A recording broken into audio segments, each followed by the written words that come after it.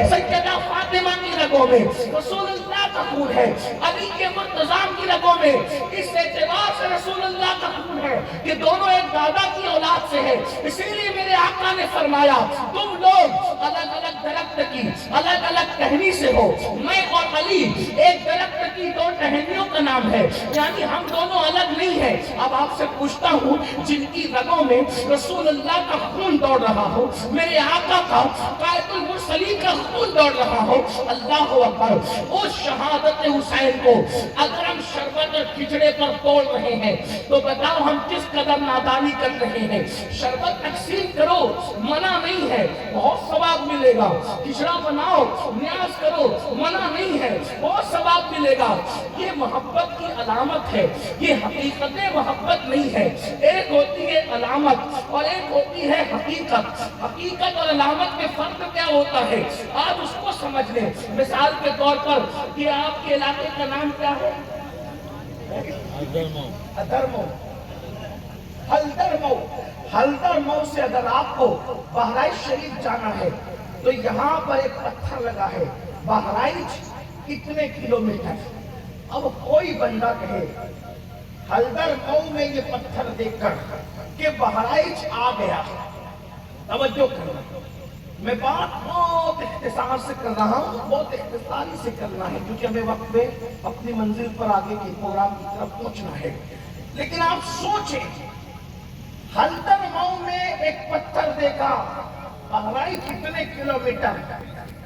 بہرائچ پر نظر پڑی، کلومیٹر پر نظر نہیں پڑی، اور کہاں آ گیا بہرائچ؟ پوری زندگی بہرائچ پہ گھومتا رہے گا، کیا کبھی اس کو غازی سالار کا آستانہ ملے گا؟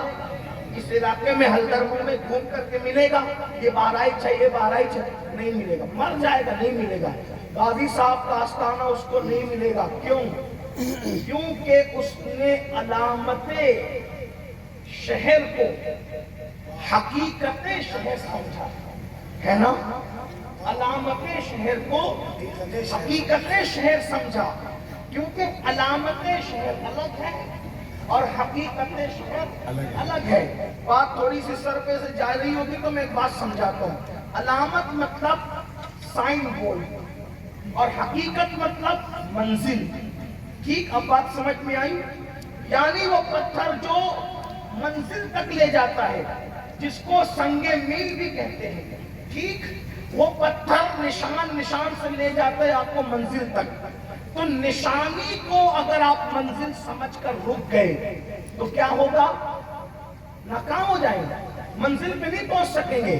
تو یہ شربت، یہ کھچڑا، یہ گھروں کے جھنڈے، یہ نعت کی محفل، یہ 10 روزہ محرم کی محفل، یہ ذکر حسین، یہ نعرے، بڑا خوبصورت نعرہ مولانا تقی نمبر صاحب لگاتے ہیں، دل خوش ہوتا ہے۔ لوگ علی علی کہتے ہیں، لوگ صدیق صدیق کہتے ہیں، لوگ خلفاء کے نام لیتے ہیں، رسول اللہ کے نام لیتے ہیں، علی کے مرتضیٰ کے نام لیتے ہیں، حسن مجتبیٰ کے نام لیتے ہیں، لیکن یہ نعرے حقیقت محبت نہیں ہے، یہ علامت محبت ہے۔ یہ جھنڈے حقیقت محبت نہیں ہے، یہ علامت محبت ہے۔ یہ محفلیں حقیقت محبت نہیں ہے، یہ علامت محبت ہے۔ علامت حقیقت تک پہنچاتی ہے، لیکن جو علامت پہ رک جائے وہ حقیقت تک کبھی نہیں پہنچ سکتا۔ سنیو، اے میری قوم کے جوانوں، آپ اور ہم علامت پہ رک گئے، اس لیے حقیقت تک پہنچ نہیں پا رہے ہیں، اور جنت میں رسول اللہ کا ساتھ علامت والوں کو نہیں ملے گا، حقیقت والوں کو ملے گا۔ اللہ اکبر! اب نبی کے ساتھ جنت میں رہنا ہے تو علامت پہ مت رکو، حقیقت کی طرف آؤ۔ آپ کہیں گے حقیقت محبت اہل بیت کیا ہے؟ تو میں کہوں گا وہ ہاتھوں میں ناروں کا نام حقیقت محبت اہل بیت نہیں، ہاتھوں میں کروں کا نام حقیقت محبت اہل بیت نہیں، لباس کے کلر کا نام محبت اہل بیت کی حقیقت نہیں، بلکہ حقیقت کیا ہے؟ اللہ اکبر! حقیقت وہ ہے جس کے لیے اہل بیت کے بچے بچے نے اپنی جان قربان کی، اپنا وطن قربان کیا، اپنا سب کچھ قربان کیا. آپ کہیں گے وہ کیا چیز تھی، وہ کیا چیز تھی جس کے لیے وہ قربان ہو گئے؟ اب گفتگو کا اصل عنوان آتا ہے اور اسی پہ بات مکمل ہوتی ہے. اگر کسی جوان کے دل میں یا میری کسی بہن کے دل میں میری گفتگو اتر گئی تو میرا اتنی دور سے آنا میں سمجھوں گا کہ کامیاب ہو گیا. لیکن یاد رکھنا مسلمانوں، تھوڑی دیر دل جمعی کے ساتھ توجہ کے ساتھ سن لو. آپ اب تقریر نہیں سن رہے ہیں، یہ کسی کے دل کا درد سن رہے ہیں، یہ کسی کی آہو پکا سن رہے ہیں، یہ کسی کی داستان حقیقت سن رہے ہیں. سن لو. آخر پوچھنا چاہتا ہوں، ہم جہاں رکے ہوئے ہیں وہ علامت ہے، حقیقت کیا ہے؟ اہل بیت نے جس کے لیے جان دی، اس پہ جان دینا یہ محبت کی حقیقت ہوگی، اس کی قدر کرنا یہ محبت کی حقیقت ہوگی. انہوں نے جس سے محبت کی اس سے محبت کرنا یہ محبت کی حقیقت ہوگی.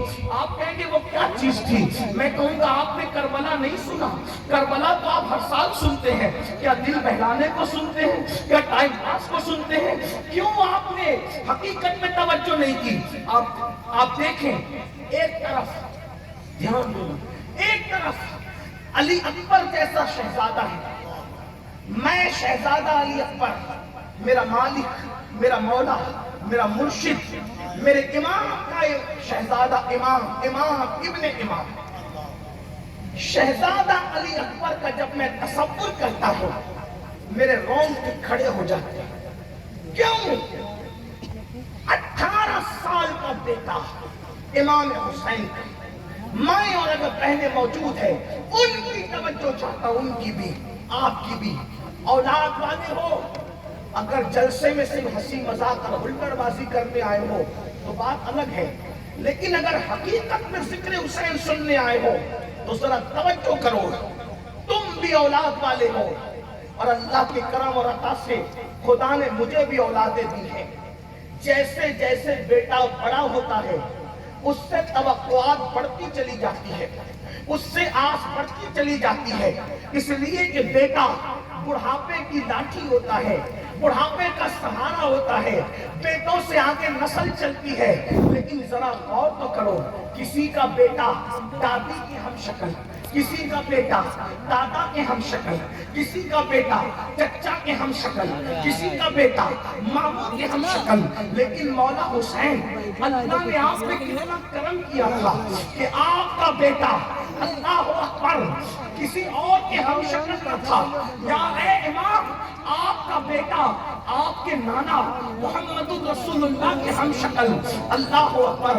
کہتے ہیں کہ جب لوگ علی اکبر کے دور میں حضور کے پردہ فرمانے کے بعد مدینہ منورہ آتے تھے تو یوں کہتے ہوئے آتے تھے، چلو رسول اللہ کے مزار پہ حاضری بھی دے دیں گے اور علی اکبر کو دیکھ کر ایک اندازہ کر لیں گے کہ حسن رسول کیا تھا. اس لیے کہ علی اکبر تصویر مصطفیٰ ہے، علی اکبر تنویر مصطفیٰ ہے، علی اکبر کا حلیہ رسول اللہ کے حلیے سے ملتا جلتا ہے. آپ سے پوچھنا چاہتا ہوں، جس کا بیٹا تصویر مصطفیٰ ہو، جس کے چلنے سے رسول اللہ کا چلنا یاد آتا ہو، جس کے اٹھنے بیٹھنے سے رسول اللہ کا اٹھنا بیٹھنا یاد آتا ہو، ایسا علی اکبر جیسا بیٹا مجھے بتاؤ، کیا کائنات قربان کر کے بچا لیا جاتا تو یہ سستا سودا نہ تھا؟ پوری کائنات قربان کر دیتے، علی اکبر کو بچا لیتے تو بولو یہ سستا سودا نہ تھا؟ اللہ اکبر. آپ مجھے بتائیں، آپ مجھے غور کر کے بتائیں. اللہ اللہ، اگر کوئی پیر کے ہم شکل ہو اس کی اتنی تعظیم ہوتی ہے، کوئی کسی بزرگ کے ہم شکل ہو اس کا اتنا احترام ہوتا ہے. اللہ اکبر. جو شہزادہ رسول اللہ کا ہم شکل ہو اس کا احترام کتنا ہوگا، مدینے والے اس کی تعظیم کتنی کرتے ہوں گے. لیکن حسین نے بتایا، ایک طرف علی اکبر ہے، توجہ کرنا، ایک طرف علی اکبر ہے اور دوسری طرف اللہ کا دین ہے. ایک طرف اللہ کا دین ہے، ایک طرف علی اکبر شہزادہ ہے. اب حسین کو قدرت کی طرف سے اشارہ ہوتا ہے، حسین میرا دین بچائے گا یا علی اکبر بچائے گا؟ دونوں میں سے تجھے پیار کس سے زیادہ ہے؟ میرے دین سے پیار ہے یا بیٹے علی اکبر سے پیار ہے؟ حسین اللہ بچانے کے لیے علی اکبر جیسا بیٹا قربان کر دیتے ہیں. اور کس شان سے قربان کرتے ہیں؟ ابن عساکر لکھتے ہیں کہ جب شہزادہ علی اکبر کی شہادت ہوئی، امام علی مقام نے اپنے بیٹے علی اکبر کے سینے سے جب نیزہ کھینچا تھا تو نیزے کی انی پر علی اکبر کے دل کا ٹکڑا نکل کر آ گیا تھا، علی اکبر کا دل باہر آ گیا تھا. آپ سے پوچھنا چاہتا ہوں، حسین پاک نے بتایا مجھے اپنے بیٹے علی اکبر سے زیادہ اللہ کے دین کی اہمیت ہے. میں اپنے جوان بیٹے کے ٹکڑے ٹکڑے تو دیکھ سکتا ہوں، اپنے جوان بیٹے کے لاشے پہ گھوڑے دوڑتے تو دیکھ سکتا ہوں، لیکن اللہ کے دین کو مٹتا نہیں دیکھ سکتا. آپ سے پوچھنا چاہتا ہوں، یہ محبت اللہ کے دین سے تھی. اب آپ مجھے بتاؤ، او اہل بیت سے محبت کے دعوے داروں، کیا یہی محبت اللہ کے دین سے ہمیں ہے؟ اللہ کے دین سے ہمیں ہے. حسین پاک کے لیے تو ایک طرف علی اکبر ہے اور ایک طرف اللہ کا دین ہے. حسین علی اکبر قربان کر رہے ہیں، اللہ کا دین بچا رہے ہیں، اور ہمارے پاس روزانہ ہم سے امتحان ہوتا ہے. ایک طرف اللہ کا دین ہے، ایک طرف ہماری نیند ہے، ایک طرف اللہ کا دین ہے. ایک علی اکبر نہیں ہے ایک دوسری طرف، بلکہ کتنی علی اکبر نہیں، کتنی حقیر چیز ہے، کتنی حقیر. دین ایک طرف اور نیند ایک طرف. نیند کی اوقات کیا ہے علی اکبر کی ہے ذات کے سامنے؟ علی اکبر ایک طرف اور دین ایک طرف. حسین نے علی اکبر قربان کر کے دین بچایا، اور ہمارے پاس ایک طرف دین، ایک طرف فجر کے وقت نیند. اب دین آواز دیتا ہے مجھے بچا، نیند کہتی ہے مجھے بچا. سچ بولنا، کس کو بچاتے ہو؟ کس کو بچاتے ہو؟ ہنسنے کی بات نہیں. اگر فجر کی نیند میں بستر چھوڑ کر اٹھتے ہو تو گویا اپنا دین بچاتے ہو، اور اگر بستر چھوڑ کے نہیں اٹھتے، فجر کی نماز میں سوتے پڑے رہتے ہو، تو گویا کہ اپنی نیند بچانے کے لیے معاذ اللہ دین کی قربانی دیتے ہو. انہوں نے دین بچانے کے لیے علی اکبر کی قربانی دی، اپنی جان کی قربانی دی، اور ہم نیند بچانے کے لیے دین کے ستون کو قربان کر رہے ہیں. میں پوچھنا چاہتا ہوں، قیامت کے دن رسول اللہ حسین پاک کے نانا کو کیا منہ دکھاؤ گے؟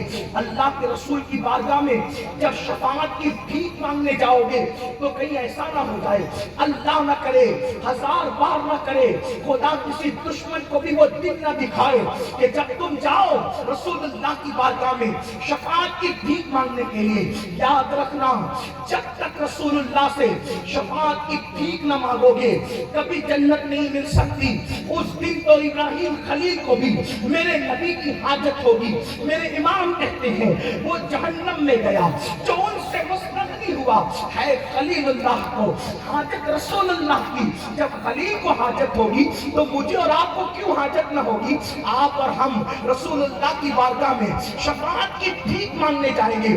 فجر کی نماز میں بستر پہ پڑے رہ کر کے سونے والوں، مسجدوں کو ویران کرنے والوں، جمعہ کی 2 رکعت پڑھ کے بھاگ جانے والوں، ظہر، عصر، مغرب اور عشاء میں اپنے کھیل کود اور کاروبار میں نمازوں کو ترک کرنے والوں، جس وقت رسول اللہ کی بارگاہ میں شفاعت کی بھیک لینے جاؤ اور اس وقت رسول اللہ فرما دے او مکار جھوٹے، او منافق، میرے حسین نے تو بیٹا قربان کر کے، نامعصوم علی اصغر قربان کر کے، اپنی جان قربان کر کے، اپنا خاندان قربان کر کے اللہ کا دین بچایا تھا، اور تو نے دین کو نیند پہ قربان کیا تھا، تو نے تجارت پر دین قربان کیا تھا، تو نے بے پردگی پر دین قربان کیا تھا.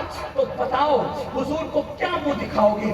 حضور علیہ الصلوۃ والتسلیم اگر ناراض ہو کر چہرہ پھیر لے، حضور اگر ناراض ہو کے چہرہ پھیر لے، کس کی بارگاہ میں شفاعت کی بھیک مانگو گے؟ وہاں تو ماں بھی اپنے بیٹے کو نہیں پہچانے گی، وہاں تو باپ اپنے بیٹے سے دور بھاگے گا، وہاں رشتے ناطے کوئی کام نہیں آئیں گے، وہاں دوست دشمن بنیں گے، وہاں کوئی کسی کا نہیں ہوگا، وہاں تو صرف رسول اللہ فریاد سننے والے ہوں گے، وہاں تو مدد کرنے والے، خدا کی بارگاہ میں سفارش کرنے والے اللہ کے رسول ہوں گے۔ میرے بھائیوں اپنے حال پہ رحم کرو، میرے بھائیوں میری بہنوں اپنے حال پہ رحم کرو۔ نماز کو چھوڑ کر تم خود ساختہ قادری، برکاتی، نقشبندی، سہروردی، رضوی، اشرفی، مداری، وارشی، خدا جانے کیا کیا بن سکتے ہو، لیکن نماز کو چھوڑ کر اللہ کی عدالت میں تم اپنا ایمان ثابت نہیں کر سکتے، اللہ کی عدالت میں اپنا مکمل دین ثابت نہیں کر سکتے۔ کہاں جا رہے ہو؟ امام علی مقام میں دین بچانے کے لیے اتنی بڑی قربانی دی اور ہم کہاں جا رہے ہیں؟ نہیں نہیں، یہ اہل بیت سے محبت وہ نہیں ہے جس کا مطالبہ میرے آقا نے فرمایا ہے۔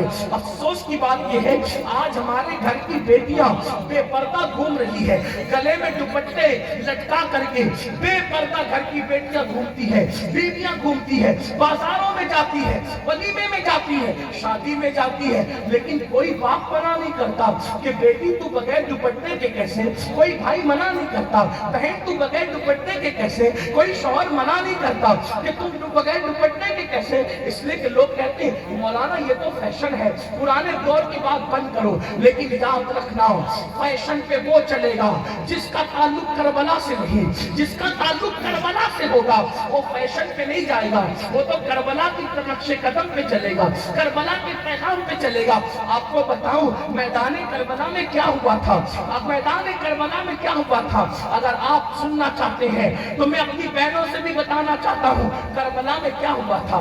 آپ جانتے ہیں امام علی مقام، امام حسین کی جب شہادت ہو گئی، امام علی مقام کی جب شہادت ہو گئی اور سب لوگ کربلا میں شہید ہو گئے، سب کی شہادتیں ہو گئی، اللہ اکبر، علی اصغر بھی چلے گئے، محمد قاسم بھی چلے گئے، عباس بھی چلے گئے، سارے شہزادے جب شہید ہو گئے، امام علی مقام بھی شہید ہو گئے، تو یزیدیوں نے اللہ اکبر بیویوں کے خیمے جلا دیے، جن خیموں کے اندر بیویاں تھیں وہ خیمے جلا دیے، اور اللہ اکبر جب خیمے جل رہے تھے تو بیویوں کے دوپٹے تک چھین لیے، بیویوں کی چادریں تک چھین لی، اللہ اکبر۔ استاد زمن حضرت مولانا حسن بریلوی نے ایک اپنی کتاب آئین قیامت میں بھی لکھا جس کی تصدیق امام احمد رضا نے کی کہ بیویوں کی چادریں تک چھین لی گئی، اللہ اکبر۔ جب بیویوں کی چادریں چھین لی گئی تو پتا ہے جن کے گھر کے اندر جبریل امین کی اجازت کے بغیر نہ آتے تھے، جن کا احترام یہ تھا چاند و سورج بھی جن کے دوپٹے کی طرف نظر نہ کرتے ہوں، جن کی چادروں کی طرف نظر نہ اٹھاتے ہوں، وہ مقدس بیویاں جن سے فرشتے بھی حیا کرتے ہوں، وہ مقدس خواتین اللہ اکبر جنہوں نے اپنا گھر چھوڑ کر کبھی آنگن نہیں دیکھا تھا آج سے پہلے، جب ان کی چادریں ظالم یزیدیوں نے چھین لی، ان کے زیورات چھین لیے گئے، تو سیدہ زینب بے چین اور بے قرار ہو گئی۔ سیدہ فاطمہ کی پرورش میں تربیت پانے والی زینب بے قرار ہو گئی، چلتے ہوئے خیمے کا ایک کپڑا لیا اور اس کو ریت میں بجھایا، اور ریت میں بجھا کر وہ کپڑا خیمے کی تناب، وہ جو خیمے کا کپڑا تھا وہ اپنے سر پہ ڈال لیا اور فرمایا اے نبی کے گھر کی بیٹیوں، اے نبی کے گھر کی بہوؤں، اگرچہ ہماری چادر چھین لی گئی ہے، یہ خیمے کے ٹکڑے کو بجھا کر کے اس کو سر پہ رکھ کر اب بھی اپنے سر کے بالوں کو چھپا لو تاکہ تمہارے سر کے بالوں پر اجنبی مردوں کی نظر نہ پڑنے پائے۔ آپ سے پوچھنا چاہتا ہوں چادریں چھین گئی تو خیمے کے جلے ہوئے ٹکڑوں سے ان لوگوں نے اپنا سر چھپایا۔ آج اپنے گھر کی بیٹیاں 3-3, 4-4, 5-5 ہزار کا ڈریس خرید رہی ہے میچنگ دوپٹے والے، لیکن بالوں کی حفاظت نہیں کر رہی ہے۔ آپ سے پوچھنا چاہتا ہوں امام علی مقام کے سینے پر یزیدیوں کے تیر چلتے تھے، امام علی مقام کے جسم پر یزیدیوں کے تیر چلتے تھے، لیکن اے نام نہاد حسینیوں، جب تم نماز ترک کرتے ہو تو یہ نماز ترک کرنے کا تیر حسین کے جسم پر نہیں، حسین کے دل پہ جو کام